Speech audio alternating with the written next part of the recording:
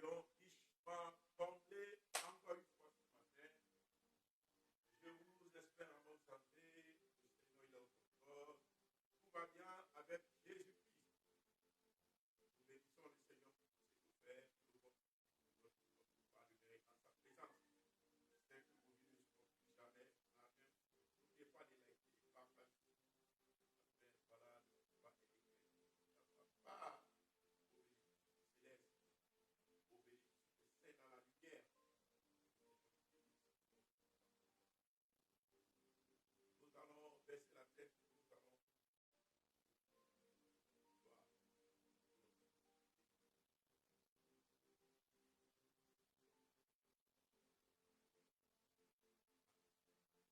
Voilà, c'est un temps, on va garder un temps de pause. Parce que voilà, nous allons vers la parole de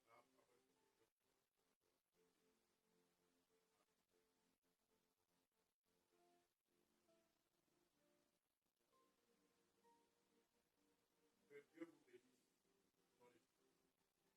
Le thème de notre message, le thème de notre message, les stratégies d'attaque, verset ennemi.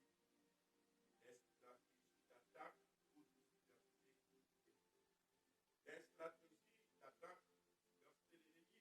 Nous avions abordé cela la fois dernière, c'est-à-dire le mardi passé. Nous allons continuer avec cela, afin que voilà, la bénédiction soit pleine et la bénédiction soit totale. Car nous parlons de la stratégie d'attaque pour disperser l'ennemi. Nous avions eu à expliquer comment la stratégie de disperser l'ennemi est une stratégie de notre royaume d'abord est une stratégie très prisée, en ce sens qu'elle est souvent utilisée par le monde spirituel afin de pouvoir pour une bataille, une conquête, une domination à épouser, etc. Donc, dans la bataille spirituelle, disperser ses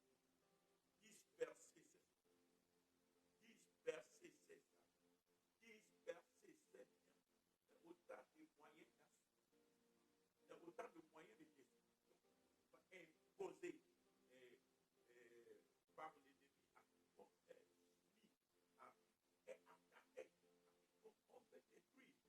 Nous avions en exemple, lorsque l'Éternel Dieu a voulu conquérir la terre promise, l'Éternel Dieu a voulu conquérir la terre promise pour les enfants d'Israël. La Bible nous fait comprendre que l'Éternel a dit à Moïse, il a appliqué la stratégie de la dispersion. En quoi consiste la stratégie de la dispersion? La stratégie de la dispersion consiste en fait à proclamer des paroles dont le Seigneur doit se saisir afin de pouvoir disperser tout le peuple au-devant d'eux. Donc, comme nous sommes en train de le dire, cette stratégie a été à maintes reprises utilisée. C'est, disons, la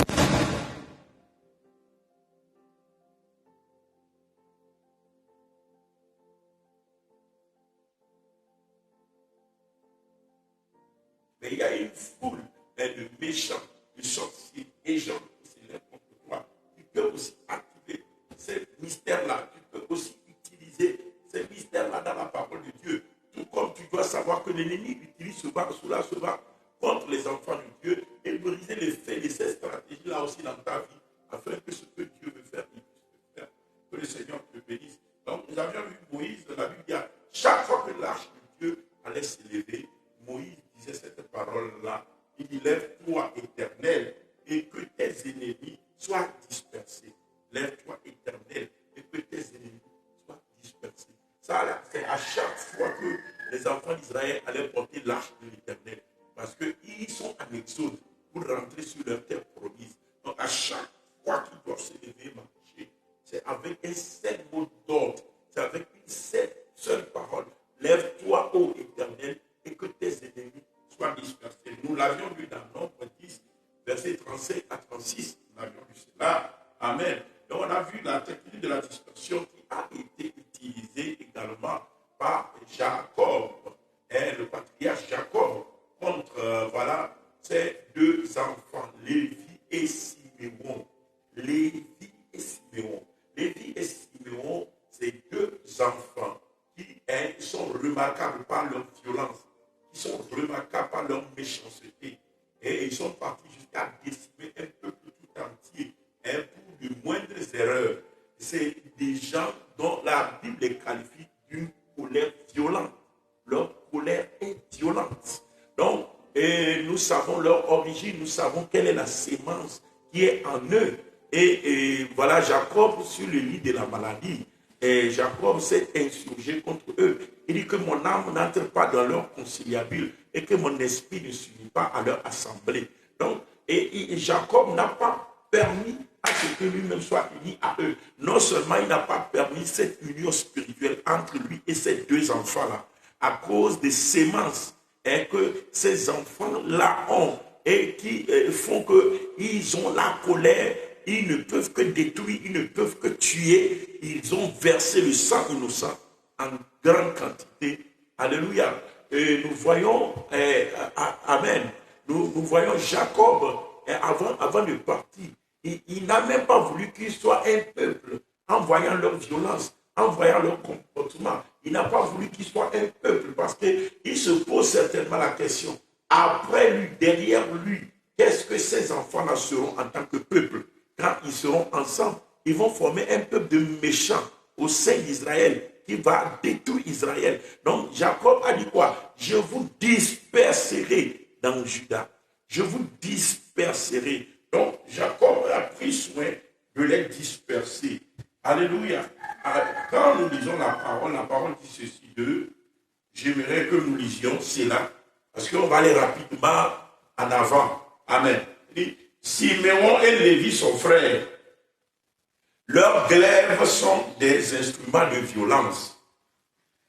Que mon âme n'entre point dans leur conciliabule et que mon esprit ne s'unisse point à leur assemblée. Ouais.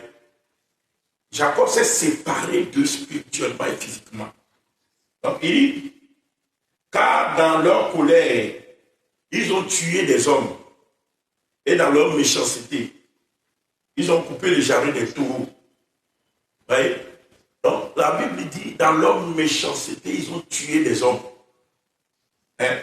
Et maudite soit leur colère, car elle est violente, et leur fureur, car elle est cruelle. Je les séparerai dans Jacob, et je les disperserai dans Israël. Donc il n'a pas permis qu'ils soient un peuple regroupé, mais il les a dispersés, parce qu'il sait que c'est un peuple violent, c'est un peuple méchant. S'il arrivait qu'ils sont ensemble, ils seront un grand danger pour la réussite de la nation israélite. Ils seront un grand danger pour leurs frères, pour les autres tribus. Ils seront un grand danger. Donc, ici, my God, Jacob dit, je les disperserai. Amen. Et vous voyez, Jacob a engendré des enfants. C'est lui-même qui a engendré Ruben, c'est lui-même qui a engendré Lévi, c'est lui-même qui a engendré, amen, Siméon, c'est lui-même qui a engendré les Joseph, les Benjamin, les Dan, les Gad, les Nephtali, les Zabulon, etc. En aussi grand nombre qu'il existe, c'est lui-même, qui les a engendrés et il forme les différentes tribus. Mais, voyez, il a vu que les deux là, amen, sont possédés d'un esprit de violence, de méchanceté, de cruauté, et ils versent le sang innocent. ils n'ont pas la main lourde. Ils commettent beaucoup d'absurdités. Et le papa, quand il allait mourir, de son vivant, il n'a rien dit. Mais quand il restait quelques minutes afin que, voilà, il puisse trépasser et laisser l'âme, il a d'abord dispersé les deux tribus là, qui sont les tribus de Lévi et qui sont les tribus de Siméon. Pourquoi il les a dispersés? Il les a dispersés pour que Israël soit construit. Il les a dispersés pour que Israël ait une assise solide. Il les a construits pour que le peuple d'Israël ait de l'avenir. Il y a certaines maisons où c'est un et deux enfants qui sont méchants, qui sont cruels, et qui sont violents. Et à cause de ces deux enfants-là, il y a des problèmes dans ces familles-là, des problèmes de sorcellerie, où ceux qui doivent être les étoiles de la famille sont tués, où ceux qui doivent porter la famille sont éradiqués. Quand vous ne mettez pas au propre votre famille, la famille peut devenir un taudis d'assassinat, un taudis de destruction. La famille peut devenir un lieu où on tue les héros. Beaucoup d'héros sont tués par leur propre famille. Beaucoup de nations qui devaient aller loin, alléluia, ont été détruites par les familles qu'elles comportent. Alléluia. La famille, quand le noyau de la famille n'est pas bien protégé, et quand le noyau, je répète, le noyau de la famille n'est pas bien protégé, cela provoque souvent la destruction de la race. Ça détruit les descendants de la famille et ça empêche les descendants de la famille de pouvoir élever la tête.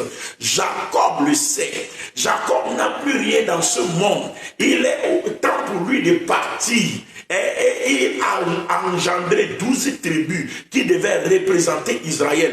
Mais avant que Jacob ne s'en aille, il a pisté les deux sorciers, il a pisté les deux violents, il a pisté les deux cruels. Et il a dit, je vous disperserai. Vous ne formerez pas une tribu,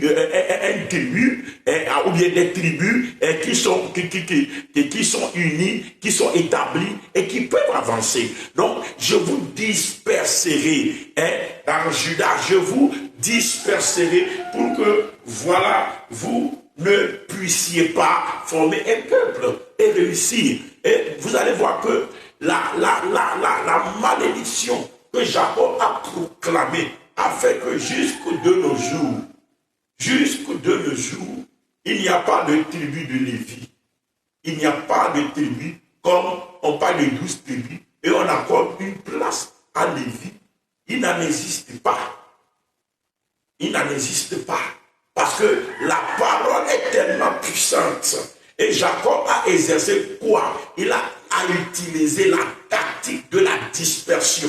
Je déclare que le Seigneur disperse les sorciers de ta famille, que le Seigneur les sépare dans la famille, au nom puissant de Jésus-Christ de Nazareth, qu'ils soient mis hors d'état de mur et de fer, tout ce que peut faire la tête et la queue, au nom puissant de Jésus-Christ de Nazareth, et qu'ils soient émoussés, que leurs armes soient émoussées, qu'on les cherche, qu'on ne les trouve plus, car le vent de l'Éternel les disperse au sein de la famille, au nom de Jésus-Christ de Nazareth. Donc pour dominer quelqu'un, affaiblir la personne, pour que la personne n'ait plus de pouvoir, pour que la personne soit assujettie. La tactique de la dispersion est une très bonne tactique pour arriver à cette fin-là. Et c'est ce que Jacob a fait. Il a dispersé les Lévites. Et quand nous lisons la Bible dit, et quand nous lisons par exemple dans Deutéronome 10, verset 8 à 9, la Bible dit, en ce temps-là, l'Éternel sépara la tribu de Lévite. Il les sépara. Et lui ordonna de porter l'arche de l'alliance de l'Éternel, de se tenir devant l'Éternel pour le servir et de bénir le peuple en son nom. Ce qu'elle a fait jusqu'à ce jour. C'est pourquoi Lévi n'a ni part ni héritage. C'est pourquoi Lévi n'a ni part ni héritage avec ses frères. L'Éternel est son héritage, comme l'Éternel, ton Dieu, lui a dit. Donc, nous nous voyons ici que Lévi, amen, après il s'est ressaisi, Lévi a été le bien-aimé de Dieu, Lévi a été le choisi de Dieu, parce que Lévi, les descendants de Lévi se sont ressaisis. Hein? Et ils sont devenus même les garants, ceux qui protègent et gardent. Alléluia. Ceux qui protègent et gardent le temple, et gardent le sanctuaire, et gardent la maison de Dieu. Mais la malédiction que Jacob a dit sur eux n'a pas été effacée. La Bible dit ils sont dispersés et ils n'ont pas d'héritage au milieu de leurs frères. Mais l'Éternel leur a dit, c'est moi Dieu qui est votre héritage. Parce que votre papa ne vous a pas laissé d'héritage. Donc moi l'Éternel, je me porte garant pour être votre héritage. Je suis là pour vous consoler. Parce que voilà, je vous aime, je vous rachète. Mais Lévi n'a pas eu de part avec ses frères. Maintenant c'est Dieu qui a dit à toutes les autres tribus de donner des lopins de terre et de terrain dans toutes les tribus. Et donc dans toutes les tribus, il y a des lopins de terrain qui ont été alloués aux Lévites. Donc les Lévites sont partout. Ils sont à Juda, sont chez Nephtali, chez Gad. Ils sont partout. Pourquoi? Parce qu'ils ont été dispersés selon la parole de Jacob. Voilà la puissance de la parole d'un père que nous sommes en train de voir là-bas, qui a utilisé la technique de la dispersion. Je déclare que les sorciers dans ta famille, que les méchants, que les cruels, qui empêchent la famille d'élever la tête, qui t'empêchent et qui te combattent, qu'ils soient dispersés dans la famille, qu'ils soient dispersés dans ta vie, qu'ils soient dispersés, qu'on les cherche, on ne les trouve plus. Au nom puissant de notre Seigneur Jésus, je ne t'écoute pas me dire Amen. Donc la dispersion, voilà un des moyens. Et en parlant de Lévi, je profite pour parler de Siméon, parce que c'est les deux qui ont été dispersés. Et qu'est-ce que la Bible dit au sujet de Simon? La Bible, quand nous voyons bien Siméon n'a pas eu un terrain libre, désenclavé, comme toutes les tribus, pour la plupart ont eu. Presque toutes les tribus ont des terrains libres, désenclavés. Et ceux qui n'ont pas de terrain désenclavé ont beaucoup de frontières, au moins 4, 5, 6 frontières qui leur permettent de diversifier voilà, leur voie et moyens de pouvoir mener leur activité. Mais par rapport à Siméon, Siméon fut comment? Enclavé. Siméon fut enfermé au sein même de la tribu de Juda. Au fond de la tribu de Juda. C'est-à-dire la tribu de Juda a encerclé Siméon.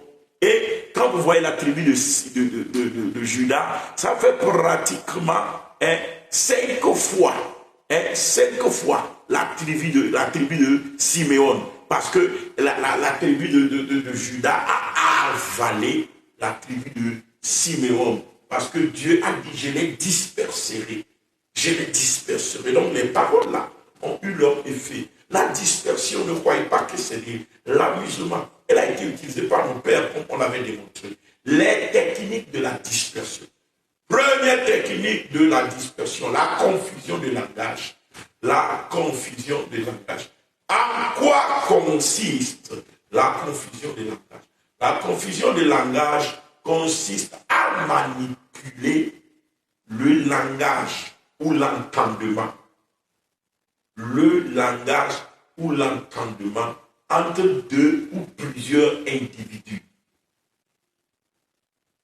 Je répète, la confusion de langage sert à manipuler le langage ou l'entendement entre deux ou plusieurs individus.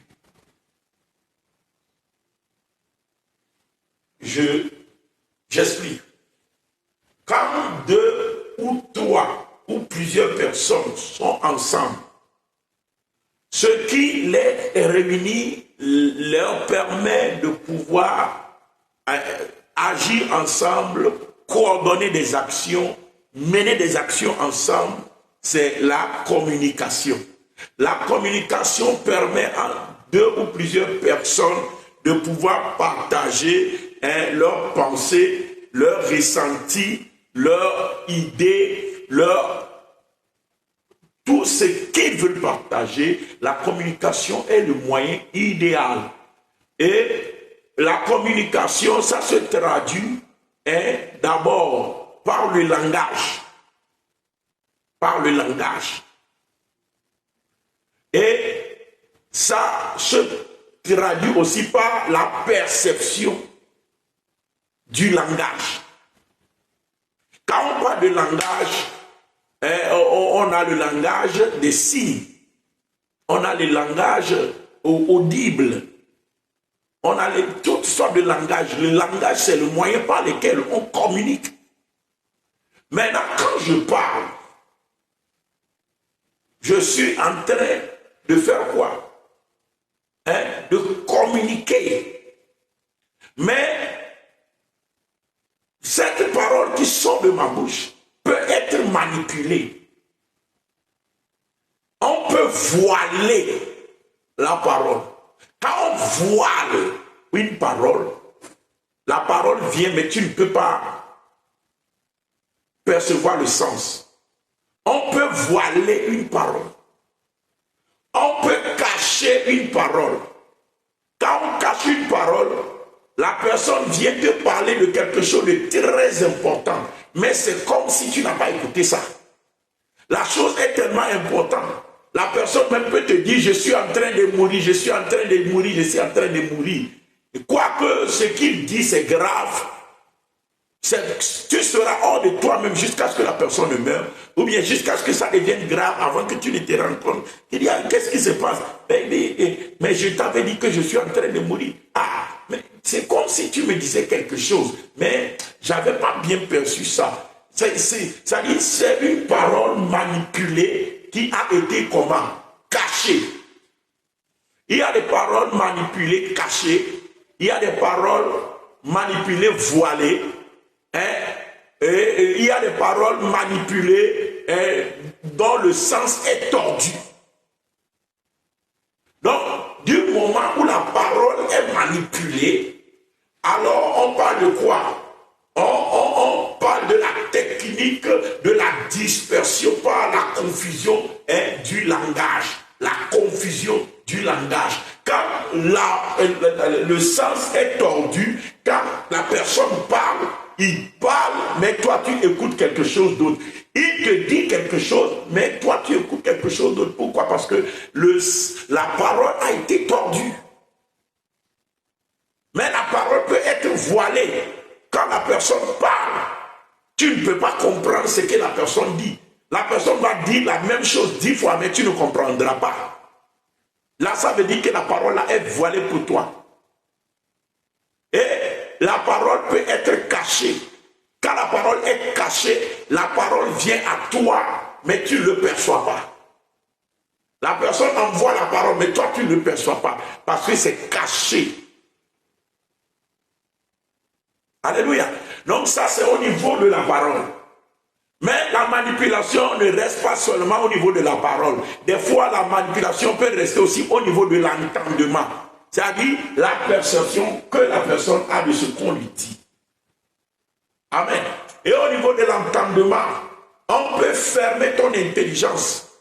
On peut fermer ton intelligence à cette parole pour que tu ne le conçois pas, pour que tu ne le reçois pas, pour que tu n'en comprends pas le sens, ou bien que tu aies une autre compréhension du sens. Donc à tous les deux niveaux, que ce soit au niveau de la parole, au niveau de l'entendement, il peut y avoir des manipulations. Et quand il y a manipulation, c'est là qu'on parle de la confusion de langage. Nous allons voir quelques exemples dans la parole de Dieu. En lisant dans la parole de l'Éternel, notre Dieu, la Bible nous dit ceci par rapport à la confusion de langage. Quand nous lisons dans Genèse 11, le verset 6 à 8, Genèse 11, verset 6 à 8, la Bible dit, et l'Éternel dit, voici, ils forment un seul peuple et ont tous une même langue. Voyez? Donc le Seigneur a reconnu qu'avoir une même langue, un même langage est un facteur de force et de puissance. Ils ont une même langue. Et c'est là ce qu'ils ont entrepris. Maintenant, rien ne les empêcherait de faire tout ce qu'ils auraient projeté. Alors, descendons et la confondons leur langage. C'est la confusion du langage. Confondons leur langage. Afin qu'ils n'entendent plus la langue. Voyez? Donc on a touché à l'entendement. Afin qu'ils n'entendent plus. Confondons leur langage. Afin qu'ils n'entendent plus. Donc l'entendement a été touché. La langue a été touchée. L'entendement a été touché. Amen. Afin qu'ils n'entendent plus la langue les uns des autres. Et l'Éternel les dispersa. Donc, cette confusion de langage a conduit à la dispersion de ces premiers pères-là.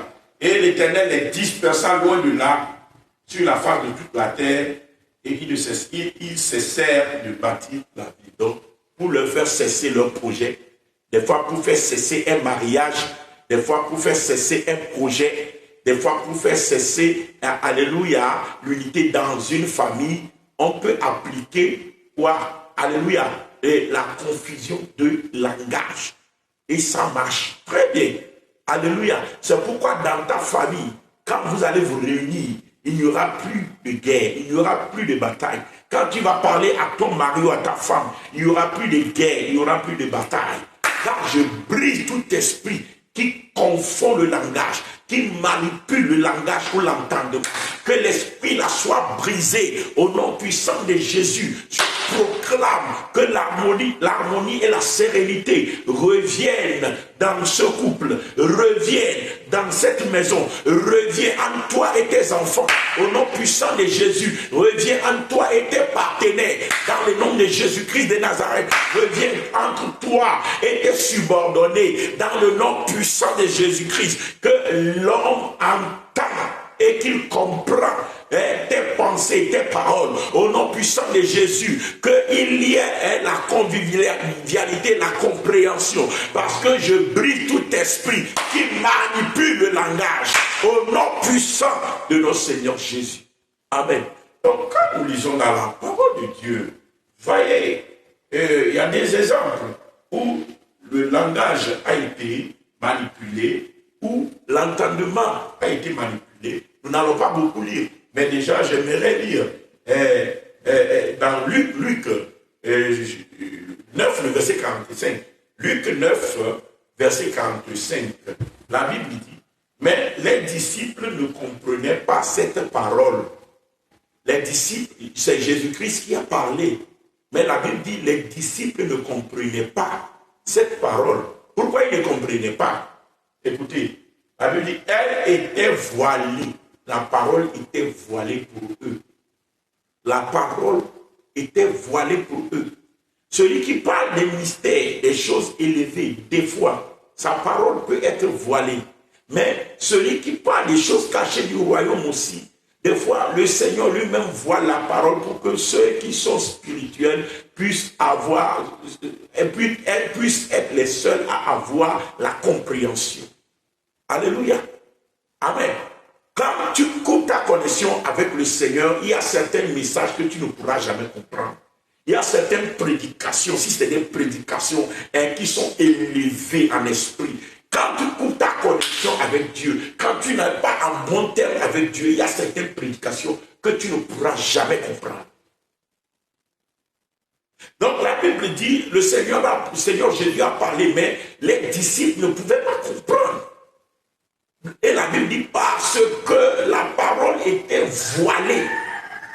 Comme je l'ai dit, la parole peut être voilée, la parole peut être cachée, la parole peut être tordue. Ça, c'est des différentes manières de manipuler la parole. Mais des fois, on ne manipule pas la parole, mais on manipule l'entendement. C'est-à-dire, la personne a parlé, tout le monde a compris, tout le monde a bien écouté. Mais toi seul, tu ne comprends pas. Pourquoi? Parce que on a manipulé ton entendement. Donc toi, tu ne peux pas comprendre ce que tout le monde a déjà compris. Toi, tu ne peux pas le comprendre parce qu'on a manipulé ton entendement. Alléluia. Que le Seigneur te bénisse. Donc, comme je suis en train de le dire comme cela, quand nous lisons dans Luc 18, verset 34, Luc 18, verset 34, la Bible nous dit, mais ils ne comprirent rien à cela. Ils ne comprirent rien à cela. C'était pour eux un langage caché. Vous voyez, Jésus-Christ a parlé encore une fois ici. Mais la Bible dit, il ne comprit rien. Donc, ce qui veut dire que le message que Jésus-Christ prêche, ce n'est pas tout le monde qui comprend. C'est après son départ, lorsque les apôtres ont reçu le Saint-Esprit, qu'ils ont compris certains des enseignements de Jésus. Jésus enseignait, mais eux, ils ne comprenaient pas. Ils suivaient, c'est des disciples. Ils suivaient le maître, ils jeûnaient avec lui, ils priaient avec lui, mais ils ne pouvaient pas comprendre les enseignements du maître. Parce que c'est des enseignements chargés, spirituellement puissants, profonds, orientés, dirigés par le Saint-Esprit. Quand tu n'as pas la connexion avec Dieu, quand tu n'as pas le Saint-Esprit, tu ne peux pas comprendre. Il y a certains niveaux d'enseignement, tu ne peux pas comprendre. Alléluia. Ça se passe souvent quand les messages, alléluia, sont hautement spirituels, sont hautement élevés. Et ici, nous remarquons cela avec Jésus, parce que la Bible dit quelque part, le message est caché. D'autre part, le message est voilé. Donc, le message, avec à cause de sa portée spirituelle, demeure caché, demeure voilé. Et comme nous le voyons ici, et c'est des techniques qui sont utilisées aussi par l'ennemi. Il voit le message que ton mari te dit, et pour que tu ne puisses pas le comprendre, tu comprends autre chose.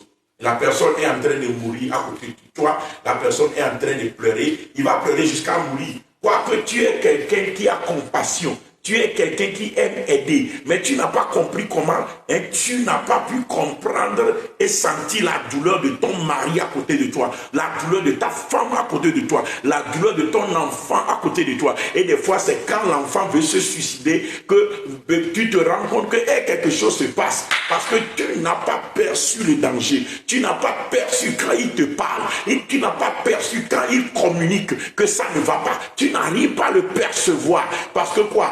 La parole est cachée à toi. La parole est comment? Voilée pour toi.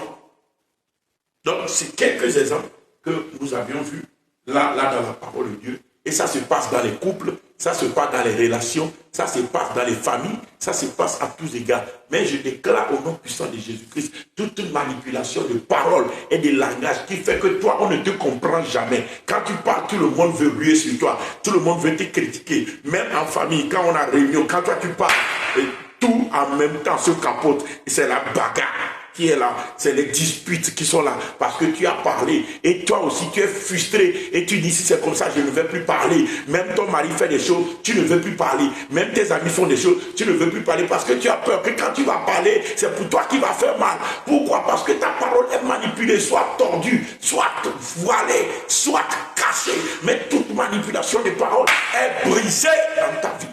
Brisé dans la relation, brisé dans la relation, brisé au nom de Jésus-Christ de Nazareth. Je déclare la restauration totale dans le nom puissant de Jésus-Christ.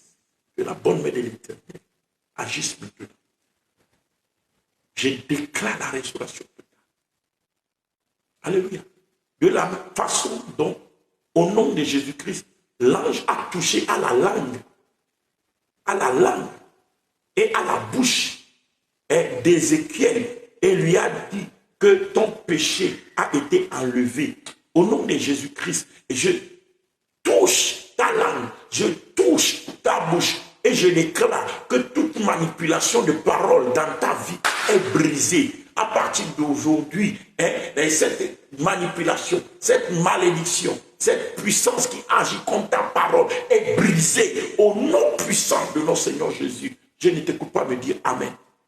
Donc voilà, il peut y avoir la manipulation du langage, il peut y avoir la manipulation de l'entendement. C'est-à-dire, toi tu parles, tu dis ce que tu dois dire, mais celui qui doit percevoir, il perçoit mal. Alléluia.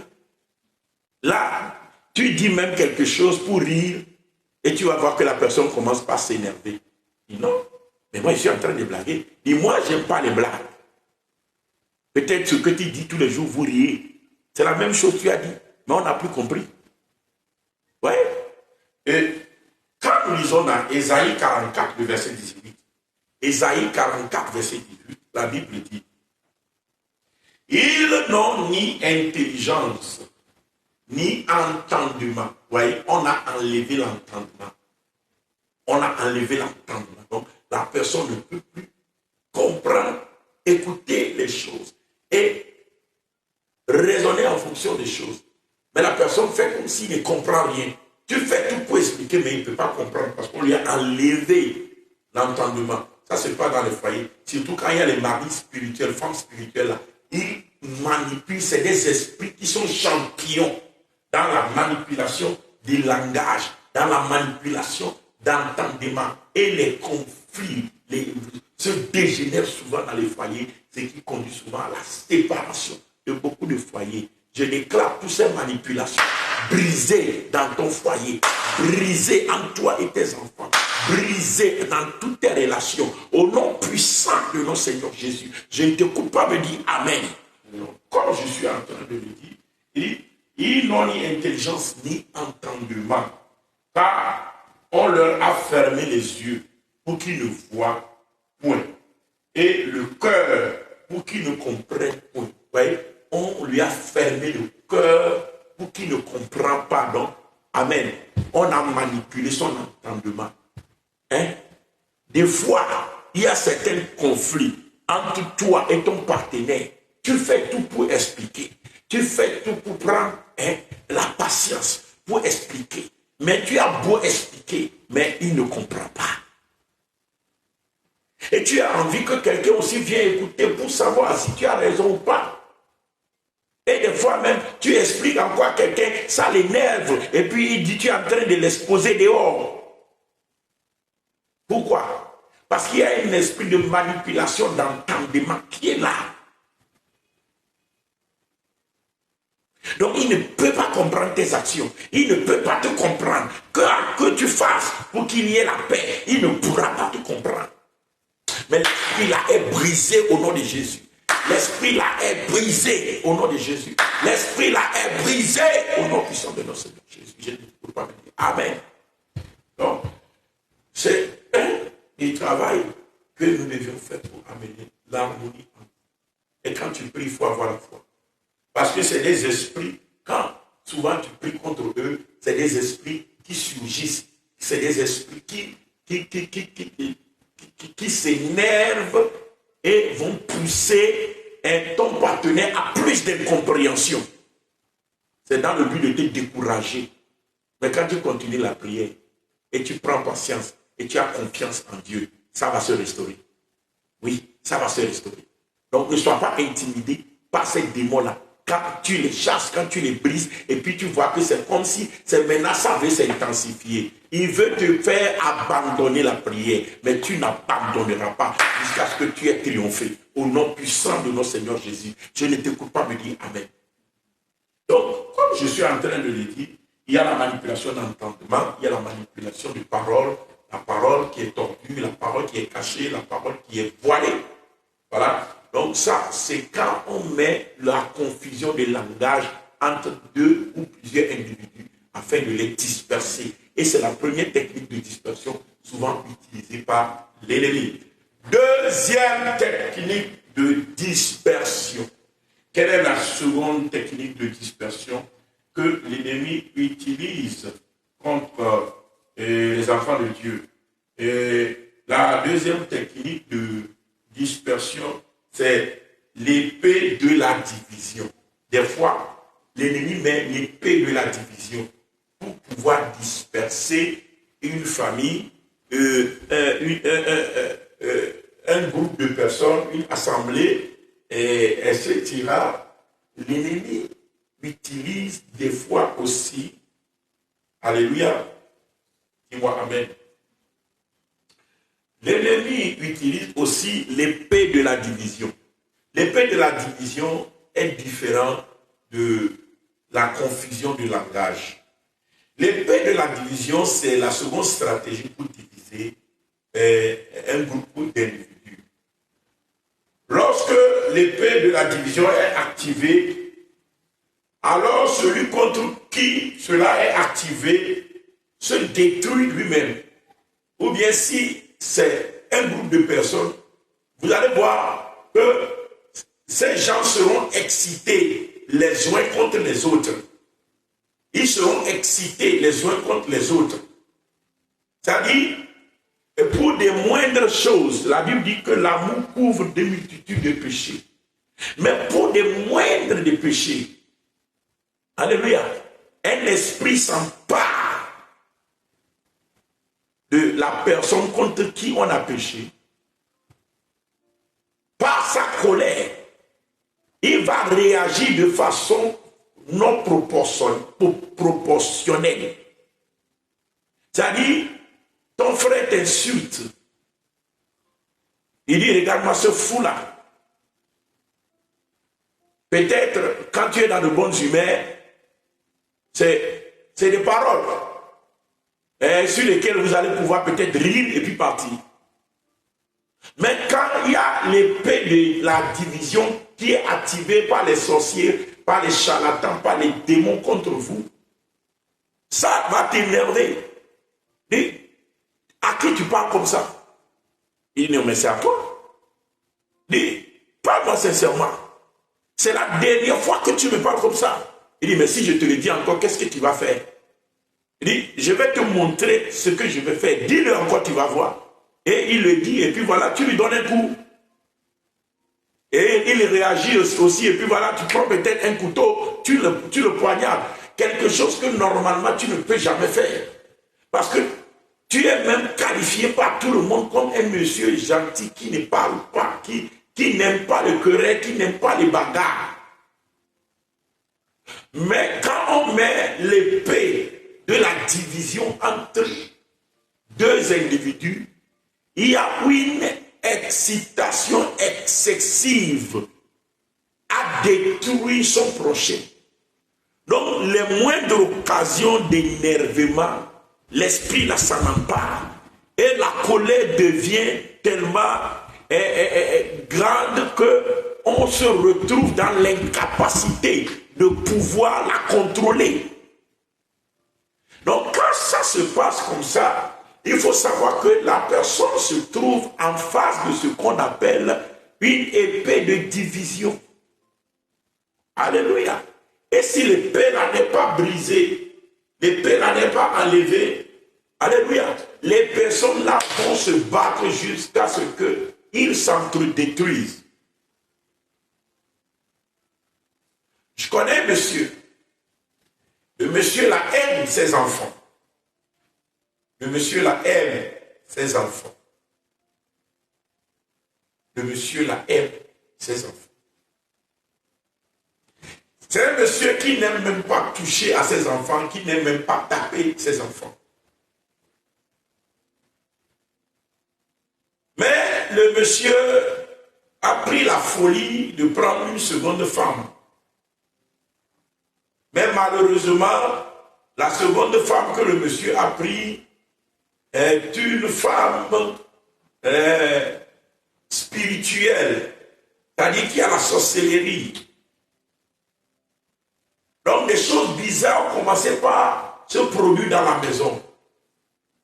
Un jour, les enfants là que le monsieur là n'a jamais touché, lui-même a pris un de ses enfants, c'est une fille, pour des banalités. Le monsieur a attrapé sa fille, il a tapé sa fille jusqu'à ce qu'il allait tuer l'enfant.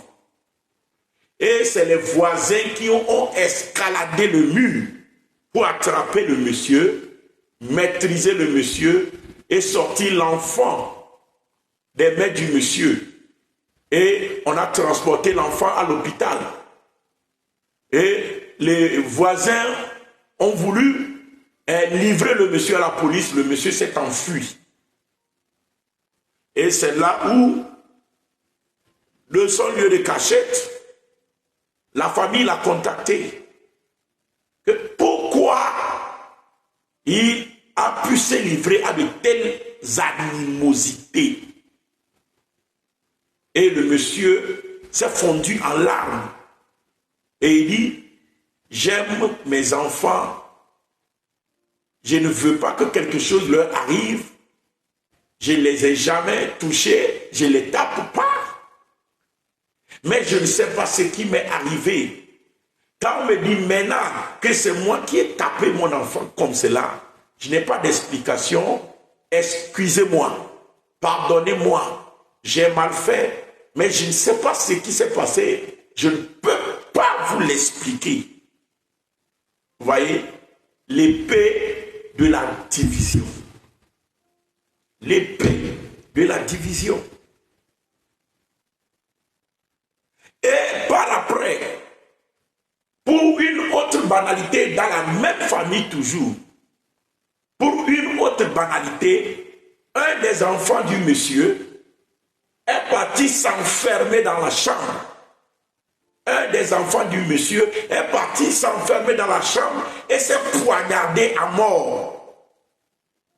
Le temps qu'on ne le trouve, le temps qu'on ne l'amène à l'hôpital, c'était trop tard. Les médecins ont commencé, et ils ont voulu faire l'opération, ils ont commencé par placer les choses, mais l'enfant est parti. L'enfant est mort. Le même monsieur. Et pourquoi l'enfant là s'est poignardé? C'est pour des banalités, ça n'a pas de sens. Vous voyez, ce qui a commencé par se produire dans la maison de ce monsieur. Parce que l'ennemi a envoyé quoi? L'épée de la division.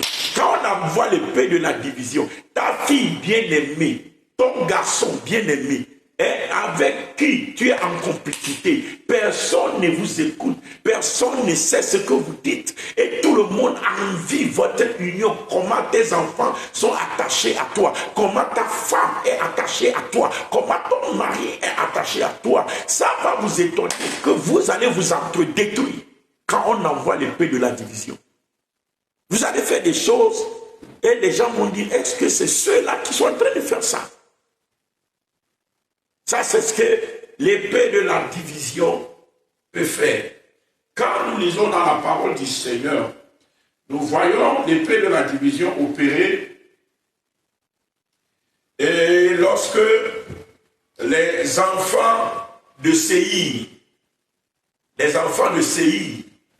les fils d'Amon et les Moabites, trois peuples puissants, se sont unis pour attaquer le peuple de Dieu, pour attaquer Juda, pas Israël, mais Juda, qui est le sanctuaire de Dieu, tout petit tribu d'entre les 12 d'Israël. Quand trois nations veulent attaquer une tribu, la Bible nous dit quoi? Amen. Que l'Éternel envoya l'épée de la division au milieu de ces nations-là. Nous allons lire rapidement dans 2 Chroniques 20, le verset 22 à 24. 2 Chroniques 20, 22 à 24. La parole de Dieu déclare. Au moment où l'on commençait les chants et les louanges, l'Éternel plaça une embuscade contre les fils d'Amon et de Moab, et ceux de la maison de Séir. Vous voyez, Dieu plaça contre eux une embuscade, des anges descendus avec l'épée de l'Éternel. Alléluia. Maintenant la Bible dit, et il fut battu. Verset 23. Les fils d'Amon et de Moab se jetèrent sur les habitants de la montagne de Séir pour les dévouer par interdit et les exterminer. Vous voyez, ils sont ensemble, d'un commun accord, des frères, des amis. Ils sont partis ensemble sur le champ de la bataille. Mais maintenant, sur le champ de la bataille, l'épée de la division a activé, alléluia, une excitation destructrice, excessive, hein, dans le cœur des Moabites et dans le cœur des fils d'Ammon contre les fils de Séir.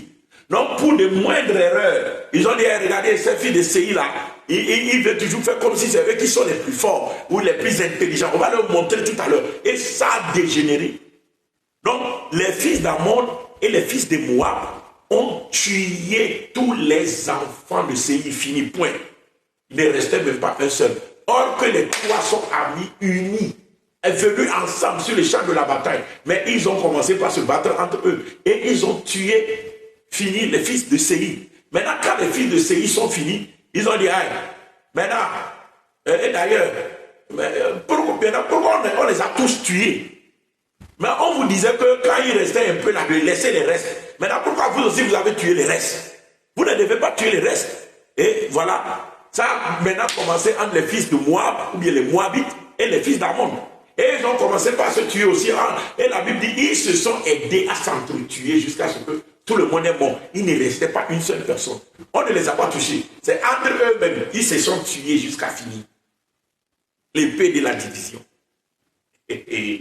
Oh, que le Seigneur envoie l'épée de la division au milieu de toute conciliabule, au milieu de toute personne qui s'unissent contre toi pour t'attaquer. Que l'épée de la division, au nom de Jésus, rentre au milieu d'eux. Que les anges en embuscade, au nom de Jésus-Christ de Nazareth, les attaquent. Au nom de Jésus, et que l'épée de la division rentre au milieu d'eux, au nom puissant de Jésus. Je ne t'écoute pas me dire Amen.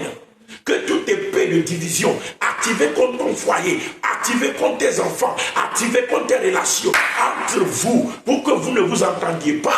Tes enfants veulent te détruire et toi aussi tu es énervé contre eux. Tu veux aussi les maudire. L'épée là est brisée au nom de Jésus-Christ de Nazareth. L'épée de la division est brisée du milieu de vous au nom de Jésus. Quand l'épée de division opère quelque part, même s'il y a des efforts pour qu'il y ait l'entente, il y a des efforts pour qu'il y ait la joie, quand il y a des efforts pour qu'il y ait l'harmonie, vous allez voir que ça va toujours capoter.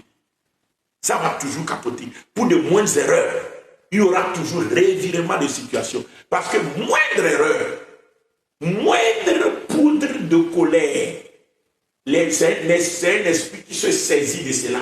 Maintenant, excite, multiplie, décuple la colère au point où on devient incontrôlable. Tu ne peux plus contrôler ta personne. Et tu vas commettre le forfait avant de revenir dans ton bon sens. L'épée de la division. Amen. Donc la Bible dit, amen, verset 23, les fils d'Ammon et de Moab se jetèrent sur les habitants de la montagne du Séir pour les dévouer par interdit et les exterminer. Et quand il a eu fini avec les habitants de Séir, ils cédèrent les uns les autres à se détruire. Lorsque Judas fut arrivé sur la hauteur, Judas lui-même n'est pas encore venu. Judas est encore loin. Lui n'est pas venu sur le champ de la bataille. Mais l'ennemi s'est déjà tué lui-même. L'ennemi lui-même a accompli le boulot. Donc le sale boulot que l'ennemi va accomplir contre toi, quand il envoie l'épée de la division, toi-même tu le fais. Vous le faites entre vous avant que lui ne soit là. Donc lui, il est là seulement pour dominer et pour régner. Il est là seulement pour régner. Donc c'est bien quand on dit diviser pour régner, l'épée de la division amène la personne contre qui cela a été envoyé à se soumettre, à être détruite. Alléluia. Et eux-mêmes vont se garder, eux-mêmes vont se protéger, vont se garder les uns les autres pour ne pas sortir de la servitude. Quand celui-ci veut sortir, l'autre va le signaler que non, lui il veut fuir. Mais moi j'ai su qu'il veut fuir, donc je suis venu pour le rapporter. Donc ils vont se détruire, ils vont rester là-bas. Même s'ils n'ont pas de gardien là, ils ne pourront pas fuir. Eux-mêmes vont se garder eux-mêmes pour rester dans la captivité.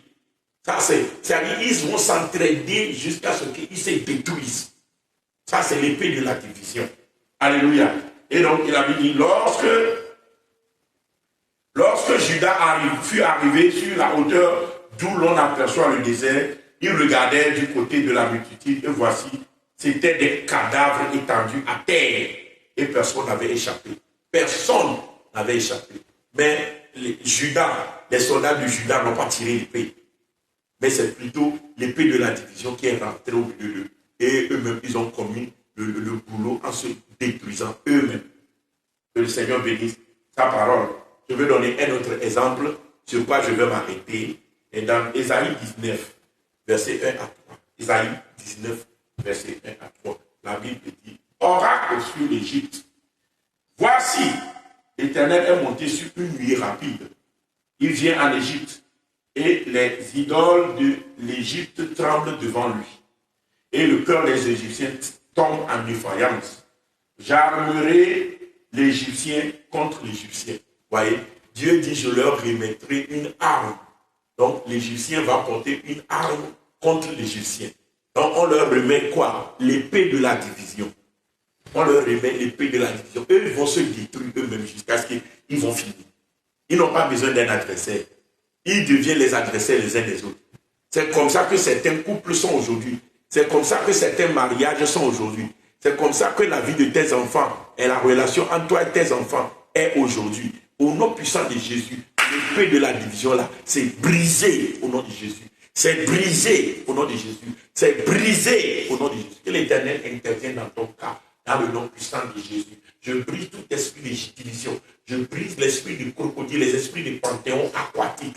Je brise le pouvoir des esprits mari-femmes spirituels qui mettent la division entre vous en excitant vos colères, en envoyant l'épée de la division. Que leur œuvre soit brisée, que les chars de l'Éternel les attaquent et que la foudre de l'Éternel s'abatte sur eux au nom puissant de notre Seigneur Jésus-Christ. Amen. Donc voilà, il dit, j'armerai l'Égyptien contre l'Égyptien. Et l'on se battra frère contre frère, ami contre ami, ville contre ville, royaume contre royaume. Hey! L'esprit de l'Égypte disparaîtra du milieu d'elle et j'anéantirai son conseil. On consultera les idoles et les enchanteurs, ceux qui évoquent les morts et ceux qui disent. Vous voyez? Il dit, j'armerai l'Égyptien contre l'Égyptien. Et ils se battent, frère contre frère, ami contre ami, ville contre ville, royaume contre royaume. Voyez, l'épée de la division, c'est brisé dans ta vie, c'est brisé dans ton foyer, c'est brisé entre toi et tes enfants, c'est brisé entre toi et tes relations. Au nom puissant de notre Seigneur Jésus, je déclare la restauration. Quelle soit ta portion, au nom puissant de Jésus. Amen. Donc voilà, je m'arrête ici. Le mardi prochain, nous allons parler, alléluia, des deux autres techniques de la dispersion. Les deux dernières techniques de la dispersion. On en parlera le mardi prochain. Que les esprits de Dieu soient couverts sur vous. Dieu prié. Dieu de gloire, Adonai, Père 3 fois saint. Nous bénissons ton Seigneur, que ton nom soit loué, exalté, magnifié. Merci parce que tu nous as encore éclairés en nous donnant les moyens, la parole, les armes, la connaissance pour prier. Parce que Seigneur, toi tu as dit, mon peuple périt par manque de connaissance. Oui, Dieu, tu nous équipes afin de nous donner la victoire, afin que nous ne périssons pas. Reçois la gloire parce que tu assistes ton peuple et tu nous délivres de leur influence. Au nom puissant de notre Seigneur Jésus. Merci parce que l'épée de la division disperse l'ennemi au-devant de nous. Merci Dieu de gloire parce que tu les disperses, Seigneur. Ils sont comme l'étendard au haut d'un sommet, d'une montagne. Ils disparaissent, Seigneur, sans qu'on ne les poursuive. Ils disparaissent sans qu'on ne les poursuive. Ils s'autodétruisent eux-mêmes entre eux au nom puissant de Jésus-Christ. Car tu envoies contre eux l'épée de la dispersion et tu confonds leur langage afin qu'ils ne peuvent plus jamais comploter. Ils ne peuvent plus jamais, Seigneur, se dire des choses qu'ils pourront réaliser. Qu'il en soit ainsi au nom puissant de Jésus. Nous avons prié. Amen. Que Dieu vous bénisse. Excellente journée à vous. Shalom, shalom, shalom. Bye bye. Vous pouvez nous retrouver sur Moram TV, M-O-R-A-M TV, sur YouTube. Vous pouvez nous retrouver sur Bostra Airbus. Vous pouvez nous retrouver sur notre page Réveil et Restauration. Que Dieu vous bénisse. Cette nuit, nous avons la veillée pour rentrer dans le nouveau mois qui est le mois de novembre. Le mois de novembre, c'est la porte des esprits du séjour des morts. C'est la porte qui donne accès à l'assujettissement et à la domination du monde par les fils des ténèbres. Donc nous allons faire des prières stratégiques. Ne les ratez surtout pas et que le Seigneur vous assiste au nom puissant de Jésus. Excellente journée. Shalom, shalom, shalom. Bye, bye. Et laissez-moi vous dire aussi qu'après la veillée, nous allons continuer dans la journée de demain avec 3 jours de jeûne, mercredi, jeudi, vendredi. Soyez comblés. Bye bye.